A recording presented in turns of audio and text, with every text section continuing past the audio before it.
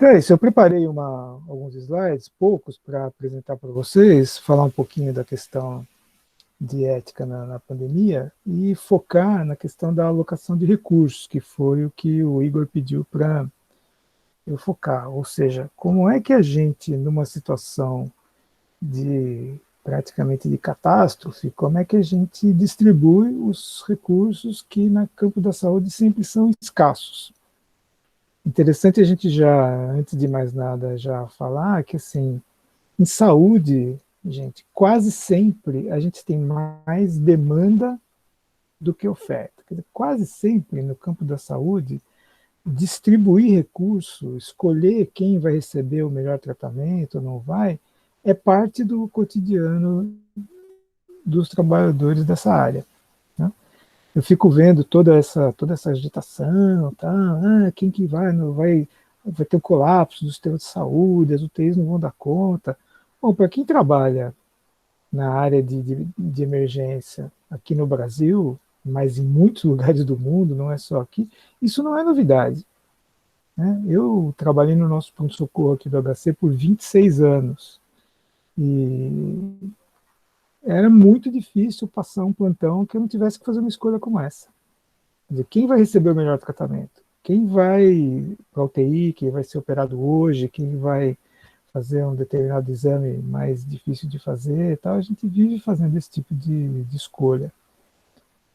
Então, isso não é uma novidade absoluta e nem é uma situação que só está acontecendo agora, que a gente só vai ter que se preocupar com esse tipo de coisa nesse momento de pandemia. Podem ir se preparando para terem que enfrentar esse tipo de situação com alguma frequência na carreira de vocês. Tá?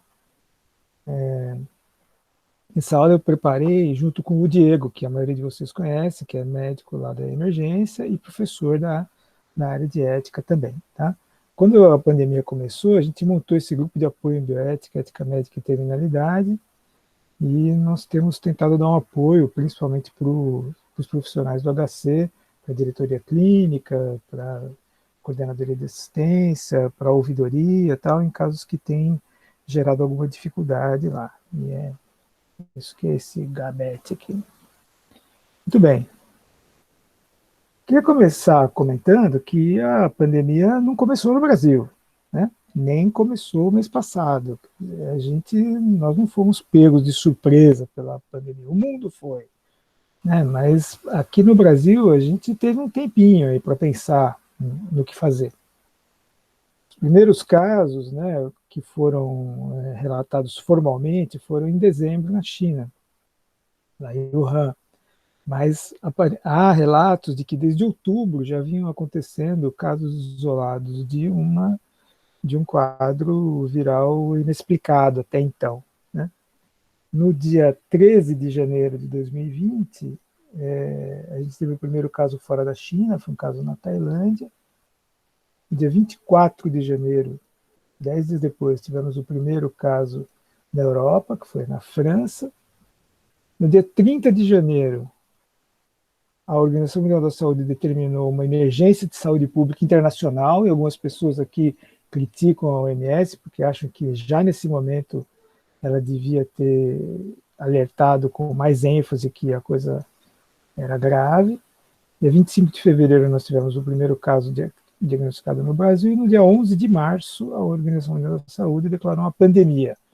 Pandemia, acho que todos vocês sabem, é quando você tem ocorrência de uma doença em todos os continentes. Quando você tem transmissão da doença em todos os continentes, é uma pandemia. Tá? E era uma doença nova, sem tratamento específico, sem vacina. A gente estava, ao mesmo tempo que a doença estava acontecendo, a gente estava aprendendo o que acontecia, quais eram os sinais clínicos, como que era a transmissão da doença, qual era o período da incubação, tudo isso. A gente foi descobrindo à medida que a doença foi acontecendo. Com uma doença sem tratamento e sem vacina, uma doença transmissível sem tratamento e sem vacina, basicamente a única medida eficaz que a gente tinha contra ela era não pegar. Quer dizer, qual que é o jeito de lidar com a Covid? É não pegando. O jeito de não pegar, né, é usando medidas que reduzam o contágio. Todo mundo viu essa figurinha aqui. Medidas de controle que reduzem o contágio estão descritos aqui, ó, lavar as mãos, trabalhar em casa, restringir aglomerações, viagens, espetáculos, conferências, eventos, aulas, etc. Qual que é o objetivo disso? É tentar fazer com que nem todo mundo se contamine ao mesmo tempo. Que a contaminação se dê de uma forma mais esparramada no tempo, para que o sistema de saúde tenha tempo para se preparar e para que a gente não exceda a capacidade, não exceda muito a capacidade do sistema de saúde. Essa doença especificamente tinha um problema, porque uma porcentagem significativa das pessoas que contraem Covid precisam de assistência hospitalar. E uma parte boa delas também, isso tem variado de lugar para lugar, precisam de terapia intensiva, porque tem insuficiência respiratória, precisam de respirador, fazem quadro de sepse, fazem choque, precisam de drogas vasoativas, então precisam de internação em UTI. Internação em UTI sempre foi um recurso escasso no mundo todo. Imagina, de repente, a gente ter muita gente precisando de UTI ao mesmo tempo. Né? O sistema de saúde tinha que dar um jeito. E também aqui a gente não foi pego de surpresa, não. Quer dizer, já em janeiro, no final de janeiro, todo mundo viu, saiu na televisão e tal, a China construiu um hospital de campanha em 6 dias. Coisa meio de cinema, assim. Em meados de março, o sistema de saúde da Itália entrou em colapso. Não tinha capacidade de atender a demanda. A gente viu as filas de ambulância paradas na porta dos pronto-socorro, esperando vaga para colocar as pessoas dentro dos hospitais. A Itália não é nenhum país pobrezinho, que não tem recursos. A Itália tem uma rede hospitalar grande, boa, bem montada. Não deu conta de atender todo mundo que precisava. Aqui, no dia 13 de março, a Unicamp suspendeu as atividades presenciais, foi uma das primeiras instituições que formalmente aderiu ao afastamento social, né? Suspendeu a princípio por 2 semanas e nós estamos até agora com essa atividade suspensa. No dia 24 de março, o governo do estado de São Paulo decretou quarentena no estado de São Paulo. No começo de abril, o sistema de saúde da Espanha também aconteceu a mesma coisa aqui na Itália, não deu conta de atender toda a demanda. No final de abril, a gente viu isso acontecer no Amazonas, em Manaus, mais especificamente, no Rio de Janeiro. No Rio de Janeiro, o pessoal não falou em colapso do sistema, mas houve notícias de que havia mais de 600 pacientes nos diversos postos de pronto atendimento e UPAs do Rio de Janeiro aguardando por internação. Quer dizer, o sistema estava em colapso. Essa semana, ontem, o comércio de São Paulo, de Campinas, foi reaberto, parcialmente, pelo menos, durante ainda a fase de ascensão dos casos de mortes por Covid-19. Ou seja, se a gente conseguiu, com essa redução do contato social, que a gente começou a fazer em meados de março, a gente conseguiu reduzir a velocidade de crescimento do número de casos e de mortes, portanto, da demanda do sistema de saúde, a gente não sabe muito bem o que vai acontecer agora, porque com essa abertura parcial aí do comércio, e a gente viu ontem o centro da cidade lotado de gente, continuamos sem ter tratamento específico para a Covid. Todas as tentativas que a gente fez até agora de medicamento, nenhuma delas deu um resultado espetacular. Tem alguns indícios de medicamentos que pode ser que melhorem um pouco o quadro, diminuam, que não Remdesivir, diminuiu um pouco o tempo de internação, mas não tivemos nenhum resultado espetacular. Não temos vacina ainda. E vamos abortar o distanciamento social, o mais provável é que a gente vá ter um aumento ainda maior do número de casos. E com esse aumento do número de casos, como eu falei, a gente tem uma porcentagem desses casos, que tem variado, mas está aí em torno de 10%, que precisa de tratamento hospitalar em terapia intensiva. Olha, a situação, ontem, esses dados são de ontem, tínhamos 6 milhões e 800 mil casos de Covid no mundo, com 401 mil mortes. No Brasil, botei uma interrogação aqui, né, porque vocês todos acompanharam essa balbúrdia que aconteceu aí no final de semana em relação à divulgação do número de casos e de mortes, mas esse aqui é o dado que eu coletei de um site da Fiocruz, da Fundação Oswaldo Cruz, do Rio de Janeiro, que está coletando os dados das diversas secretarias estaduais e municipais e está fazendo uma compilação. Então, até ontem a gente tinha 693 mil casos, com 36 mil mortos. Hoje eu dei uma olhada lá, já estava em 37 mil.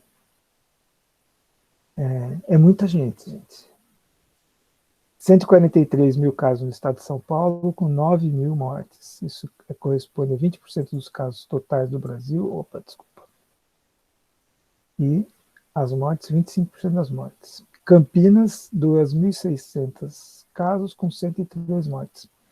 Campinas, ontem, tinha 250 leitos de UTI para Covid, no total da cidade, somando todos os leitos disponíveis de UTI, públicos e privados. Estava com uma ocupação de 82%. Isso antes de ter esse relaxamento das medidas de controle. Ontem à tarde, a 1h da tarde, esse boletim está disponível, quem tiver interesse em ver, entra lá no site do HC, todo dia sai esse boletim aqui. Aqui no nosso hospital, a gente estava com 100% de ocupação nas nossas UTIs de adulto. 52 leitos ocupados. Desses 52 leitos, exatamente metade, 26, era com síndrome respiratória aguda grave. 23 em ventilação mecânica. 19 eram confirmados como Covid, 3 suspeitos, 4 descartados. Nas nossas enfermarias, nós tínhamos 243 leitos ocupados. Nós estamos com uma capacidade reduzida nas enfermarias, tá?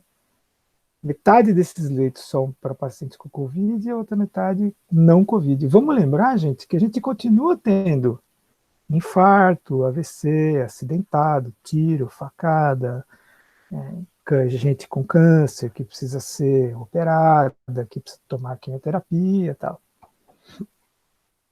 Nas nossas enfermarias, 43 dos internados tinham sido respiratória aguda grave, 30 eram Covid. 9 suspeitos, 4 descartados. E aqui a gente já tem uma dica de como é que está o atendimento no nosso hospital. Nas enfermarias, nós temos 5 em ventilação mecânica. Mas paciente no respirador pode ficar na enfermaria? Não devia estar na UTI? Então, mas não estava. Estava na enfermaria. Tá? Às 3h30 da tarde, o grupo de gestão de leitos do HC, uma pessoa responsável pela gestão de leitos, postou isso aqui, ó, coloquei exatamente como está no WhatsApp, escrito assim, tudo em letra maiúscula. 5 solicitações de enfermaria não Covid solicitados, 0 leitos, sendo 4 na emergência. Então, nós estávamos precisando de 5 vagas não Covid, não tinha nenhuma vaga disponível. 4 estavam lá no pronto-socorro. E 3 vagas na UTI Covid. 0 leitos. Um estava na enfermaria, precisava ir para a UTI, um estava no pronto-socorro, precisava ir na UTI, o outro não sei, porque a pessoa não colocou aqui. Então, ontem à tarde, às 3h30, quem tivesse de plantão lá no hospital, na UTI, não tinha nenhuma vaga, mas no momento que aparecesse uma vaga aqui na UTI, tinha 3 pessoas precisando de vaga. Lá dentro do hospital. Quem que a gente vai internar? Como que a gente vai fazer para decidir quem vai ocupar uma vaga tão valiosa, digamos assim, no nosso hospital público, sendo que a gente tem 3 pessoas precisando para uma vaga só? Quer dizer, naquela hora ele não tinha nenhuma vaga, mas eventualmente alguma vaga ia aparecer. Ah, o pessoal responde, quem precisa mais? Essa é a resposta clássica que todo médico dá quando a gente faz essa pergunta. Se você tem mais de um paciente precisando de um recurso, para quem vai o recurso? Ah, para quem precisar mais. Essa resposta é padrão, mas ela não é assim que as coisas funcionam. Não é assim porque tem muitas circunstâncias e que tem muitas questões que interferem nessa decisão. Vamos lembrar que toda decisão, gente, ela tem um fundamento técnico, mas ela também tem um fundamento emocional e um fundamento ético. Esses três fundamentos fazem parte da nossa tomada de decisão. E a gente tem um corpo de profissionais, como em qualquer lugar do mundo, heterogêneo. Tem gente que pensa do jeito, tem gente que pensa do outro. Achar que todo mundo vai tomar a decisão baseada estritamente na técnica é um erro, porque não vai acontecer isso. Não é o que vai acontecer.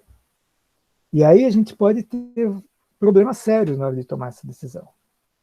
Por isso, a gente precisa ter um norte, precisa ter um direcionamento de como que a gente vai tomar esse tipo de decisão.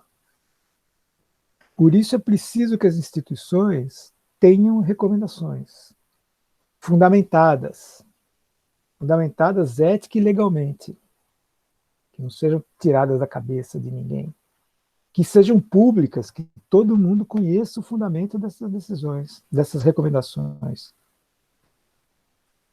e que sejam baseadas em princípios, que não se alteram com circunstâncias. As circunstâncias não podem determinar princípios. Como a gente já conversou com vocês em outras vezes, a gente tem que ter princípios a partir do qual nós vamos tirar regramentos. Quer dizer, as recomendações, as regras, as definições, elas têm que partir de princípios. E a gente não pode deixar que circunstâncias interfiram na elaboração dessas recomendações, desses protocolos. Circunstâncias mudam, mudam às vezes no mesmo dia. E a gente não pode deixar isso acontecer. E as equipes têm que ter um respaldo.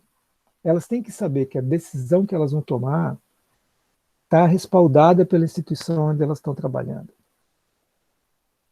O ideal seria que a gente tivesse normativas que abrangessem todo o país, todo o estado, mas é impossível isso no Brasil, um país tão grande quanto o nosso, com realidades tão distintas. No mínimo, a instituição tem que ter um regramento que defina, ou que pelo menos oriente a tomada de decisão das equipes.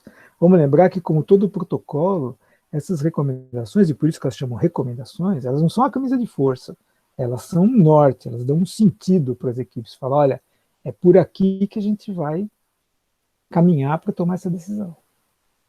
Tá? Mas as pessoas que escrevem as recomendações, né, não vão estar ali na hora de tomar a decisão de quem que vai aqui, dessas 3 vagas, vai ocupar a primeira vaga que tiver na UTI. O máximo que a instituição pode fazer, e que é também o mínimo, ela tem que ter, é dar recomendações para as pessoas.